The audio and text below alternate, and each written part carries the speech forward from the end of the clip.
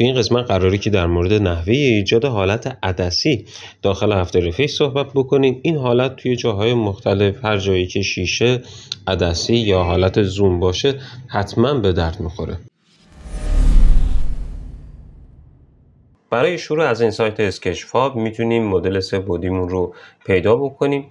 مثلا ما این مدل رو میتونیم از این قسمت دانلود بکنیم. فرمت‌های مختلفی رو بهمون نشون میده. اگه بخواین با بلندر خروجی بگیرید و آماده سازی بکنید برای افتر افکت، سعی بکنید که فرمت بلندر رو پیدا بکنید. اگه نداشت فرمت‌های دیگه هم هست، مثل فرمت OBJ که همین رو مستقیم میتونید وارد المنت 3D بکنید، یا فرمت‌های دیگه مثل FBX یا GLB که لازم اول ببرید توی بلندر، از اونجا دوباره خروجی با فرمت OBJ بگیرید تا آماده شه برای ورود به افتر افکت. نگران نباشید، این روش خیلی روش ساده ایه. الان یکیش رو با هم پیش میریم. پوشه‌ای که دانلود کردیم این پوش است. این مدل 3 بعدی ذره‌بینمون هست و با فرمت GLB دانلودش کردیم چون با فرمت OBJ نداشت. میایم توی بلندر از قسمت فایل ایمپورت فرمتی که دانلود کردیم یعنی GLB رو انتخاب میکنیم. این آدرس رو کپی میکنیم و میاریم اینجا تا فایل رو پیدا کنیم. روی این دوبار میزنیم که مدل ما باز بشه. بعد از این کار اون قسمت هایی از مدل که میخوایم خروجی گرفته بشه رو انتخاب میکنیم و دوباره اکسپورت رو میزنیم، این بار با فرمت OBJ تو همون آدرس قبلی.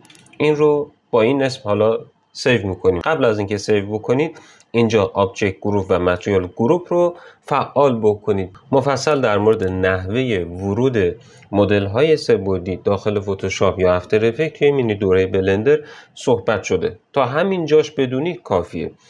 و بعد از اینکه این دوتا رو فعال کردیم، اکسپورت ویو فرونت OBJ رو میزنیم. این مدل خروجی ما هست. 2 تا فایل میده، یکی متریالی که باهاش کاری نداریم و دومی خود مدل 3 بعدیه که شامل مش هاست. برای ورود این مدل 3 بعدی یه دونه کامپوزیشن داخل افتر افکت باز میکنیم، یه سالید جدید داخل کامپوزیشن میسازیم و پلاگین المنت 3D رو بهش اعمال میکنیم و از قسمت سکانس ستاپ اون مدلمون رو وارد میکنیم. به این صورت که از قسمت ایمپورت اون آدرس رو وارد میکنیم و این مدل 3 بعدی رو انتخاب میکنیم. اینجا 2 تا حالت داره، یا اینکه خود این گزینه‌ها به صورت پیش‌فرض فعال هست یا اینکه غیر فعال و نمیشه فعالش کرد. اگر به این صورت بود این گزینه رو فعال بکنید. حالا چون گزینه‌های فعلی ما فعاله دیگه نیازی نیست این کار رو انجام بدیم. اوکی رو میزنیم. جسم ما خیلی کوچیکه، از این ابزار میتونیم جسممون رو بزرگ بکنیم و دقیقاً بیاریم وسط صفحه. چون مرکز ثقل ما میخوایم دقیقاً وسط عدسی باشه، این رو یه ذره میاریم پایین‌تر.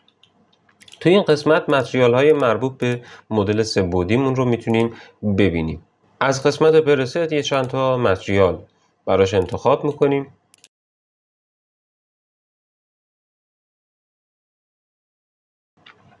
خب خیلی سریع ما تونستیم مدل 3 بعدیمون رو وارد افتر افکت بکنیم. الان که هوش مصنوعی اومده خودشون مستقیم با فرمت OBJ خروجی میگیرن، پس نیازی به بلندر اون موقع نخواهیم داشت. از همینجا ایمپورت رو بزنید و برید داخل پوشه دانلود، اونجا میتونید مدل 3 بعدی که از هوش مصنوعی دانلود کردید رو پیدا بکنید. اینجا کار اصلی ما شروع میشه. قبلش ما میایم پشت این ذره‌بین یه عکسی میذاریم که تأثیر عدسی روی اون تصویر مشخص بشه.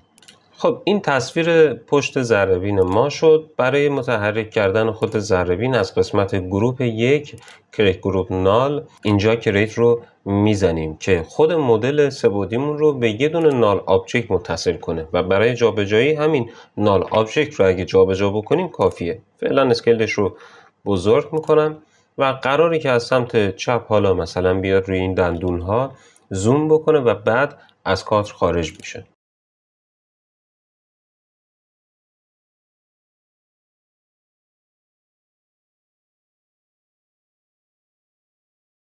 موشن ما به این صورت شد. برای ایجاد حالت عدسی باید این کار انجام بدیم که یک سالید جدید باز بکنیم و این لایه‌ای که بهش المنت 3D دادیم برای وارد کردن ذره‌بین این رو کپی میکنیم، ولی نه با شورتکات کنترل C، با شورتکات کنترل آلت C. کپی میکنیم و اینجا توی سالید جدید کنترل وی رو میزنیم. چرا اینجوری ما کپی کردیم؟ چون ما اینجا به پارامترهایی که الان اینجا نگاه میکنیم، به پوزیشن x y، پوزیشن z، روتیشن و تمام پارامترهای مربوط به جسم ذره‌بین رو لینک کردیم به این نال آبجکت. اگه کنترل C خالی رو میزدیم و بعد اینجا پیست میکردیم، این لینک بین جسم جدیدی که ما الان اینجا درست کردیم و این نال آبجکت دیگه وجود نداشت. ولی وقتی با کنترل آلت C این کار رو انجام دادیم، برای المنتریدی جدیدی هم که ما ازش ساختیم همچنان این لینک وجود داره. اگه دوبار یورو بزنید میبینید که این تمام لینک ها همچنان حفظ شدن. الان برای سالید جدیدی که باز کردیم وارد سکانس ستاپ میشیم تا تصویرمون رو به حالت سیاه و سفید برای ماسک کردن در بیاریم. برای این کار ما وارد متریال های اصلیمون میشیم و به عدسی ما رنگ سفید رو میدیم یا رنگ مشکی رو میدیم. حالا اینجا ما رنگ مشکی رو میدیم و به بقیه متریال ها رنگ سفید رو میدیم. توی تنظیمات مربوط به متریال باید کاری انجام بدیم که این سایه ها دیده نشه و فقط سفید خالی باشه. برای این کار متریال سفید رو انتخاب میکنیم، اینجا گلوشننس رو 0 میکنیم و این پارامتر رو تا آخر زیاد میکنیم. همین کار رو اینجا هم انجام میدیم. برای عدسی باید کاری بکنیم که این انعکاسی دیده نشه و فقط مشکی خالی باشه. این رو هم دوباره اینجا 0 میکنیم و عوضش اینجا برای رنگ مشکی این پارامتر رو 0 میکنیم. فقط دقت بکنید که این باگی نداشته باشه مدلمون. نگاه میکنیم از این تصمیه فلزی زده بیرون. سر همین ما این رو یه ذره کوچکتر میکنیم. قبلش مرکز ثقلش رو یه ذره میبریم بالاتر به صورت تقریبی اینجاست و بعد کوچیکش میکنیم. خب این کل مدل رو کوچیک میکنه. سر همین برای اینکه فقط عدسی رو کوچیک بکنیم اینجا این گزینه رو فعال میکنیم، میریم سراغ عدسی و از این قسمت کوچیک میکنیم. تمام. اوکی رو میزنیم. الان ما از این مدل ذره‌بین دو حالت داریم. یک حالت سیاه و سفید که اسمش رو اینجا تغییر میدم و یک حالت اصلی. این برای حالت سیاه و سفیده و این هم برای حالت اصلی. اون نحوه کپی پیست کردن اینجا به دردمون میخوره. اگه احیانا ما خواستیم موشن ذره‌بین رو عوض بکنیم، اگه این نال آبجکت رو جابجا بکنیم، هر دوی این مدل ها عوض میشن، هم مدل سیاه و سفید و هم مدل اصلیمون. خب ما این حالت سیاه و سفید رو ساختیم برای اینکه ماسک بکنیم به افکت حالت عدسی. برای ایجاد افکت عدسی ما از اینجا یه ادجاستمنت باز میکنیم، میاریم زیر مدل سه بعدیمون، اینجا اسمش رو تغییر میدیم به مگنیفی که بدونیم چی هست. اولین افکتی که برای ایجاد همچه حالتی باید بدیم خود مگنیفیه. سایز این ذره‌بین رو زیاد میکنیم، فیدرش رو هم زیاد میکنیم و بزرگ نمایش خوبه تا 150% اوکیه. حالت بعدی اینجا اگه کروماتیک رو بنویسید یه کروماتیک دیسپلیسمنت رو میتونید پیدا بکنید از سری افکت های ردگاینت VFX. اگه نداشتید این سری افکت ها رو میتونید دانلود بکنید. این رو روی ادجاستمنتمون اعمال میکنیم بعد از مگنیفی و الگوی برجستگیش رو میذاریم روی همین مدل سه بعدی، عدسی مدل سه بعدیمون. به این صورت ما مدلمون رو انتخاب میکنیم همراه با افکت و ماسک ها و اینجا دیسپلیسمنت رو زیاد میکنیم. خب ما این حالت رو درست کردیم، ولی حالت مگنیفی که این پشت میبینیم که خارج از عدسی هم افتاده و این خودش یک باگ حساب میشه. اگه این رو تغییر بدم متوجه میشید این ناحیه منظورم کجا هستش. خب برای اینکه این ناحیه رو برداریم ما همین ادجاستمنتمون رو ماسک میکنیم به این ذره‌بین. توی نسخه 2024 به این صورت انجام میدیم. حالا سوال اینجا پیش میاد که ما میخوایم داخل عدسی حالت بعد از دندان رو ببینیم و نه خود دندان خراب شده رو. این حالت بعد از دندان هست، اگه ایزوله کنم متوجه میشین.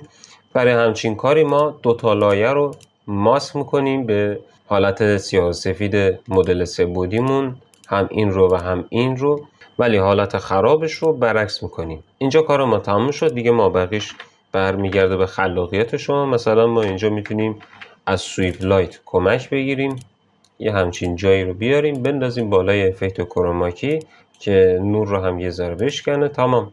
اینجا شدت نورش رو یه ذره میتونیم زیاد بکنیم و ضخامتش رو کم.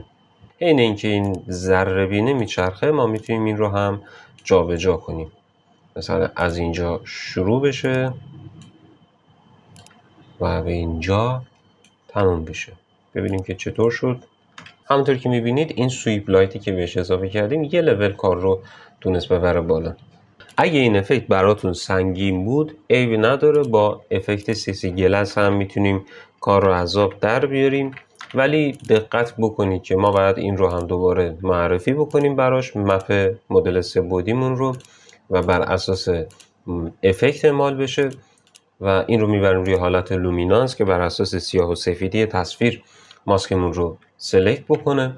کار دیگه که بعد انجام بدیم اینجا برعکسه، یعنی الان ناحیه بیرون رو عدسی کرده. برای اینکه ناحیه داخل رو عدسی بکنه بر رنگشون رو برعکس کنیم، یعنی اینها بشن سیاه و این بشه سفید. برای این کار ما از افکت اینورت میتونیم کمک بگیریم، اینورت رو رینمال میکنیم، برعکس شد هایدش میکنیم و اینجا میایم سراغ تنظیمات مربوط به برجستگی تصویر. ارتفاع رو زیاد میکنیم، دیسپلیس رو زیاد و سافتن رو هم زیاد میکنیم. ببینیم که چه اتفاقی افتاد. جا داره که سافتنس رو شاید دوباره بیشتر بکنیم. تمام. این روش هم حالت سبکتر این کار هستش که میتونید ازش استفاده کنید. در مورد مباحث کاربردی تر داخل دوره موشن افتر صحبت شده، شامل کلی پروژه های واقعی هست برای مشتری های خودم. اونایی که علاقه دارن تکنیک های مختلف ادیت رو یاد بگیرن، به خصوص توی بحث دندون پزشکی یا استوری موشن، این دوره میتونه به دردشون بخوره. کسایی که تجربه دارن میتونن از این استفاده بکنن برای ارتقای خودشون. آخر سر هم اگه سوالی داشتین اینجا یا توی تلگرام ازم بپرسید، توی تلگرام باشه بهتره، همونجا جوابتون رو میدم. امیدوارم که هر جا هستید موفق و پیروز باشید.